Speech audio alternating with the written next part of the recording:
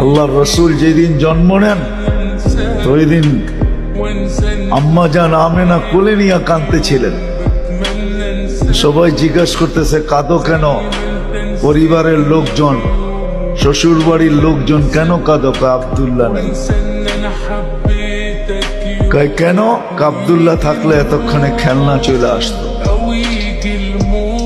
আল্লাহ যেন কানে কানে বলতেছিলেন আমেনা কাঁদিস না, আব্দুল্লাহ খেলনা আনলে আর কোত্থেকে আনবে? মক্কার বাজার থেকে পাথরের আনবে, কাঠের আনবে, প্লাস্টিকের আনবে, মাটির আনবে। সূর্য ডুবতে দে, চাঁদকে খেলনা বানায় পাঠায়। আর ঘটছেও তাই। আবু তালেব বলে বিকালে যখন শোয়া দিছি, সূর্য ডুবার পরে যখন শোয়া দিছি, চোখের উপরে তো বাদাল কামরু আইয়াদনু, চাঁদ দ্রুত গতিতে নিচে নামতেছিল। আর আমি তাকায় তাকায় দেখতেছিলাম। যখন একবারে নিকটে চলে আসছে তো চিৎকার দিয়া ফেলছি, ভাবতেছিলাম তোমার উপরে পড়া না যায়, কিন্তু তোমার মাথার কাছে এসে থেমে গেছে। তুমি হাত পাও নাড়াচাড়া করতেছিল আর চাঁদ উপরে টাচ করতেছিল।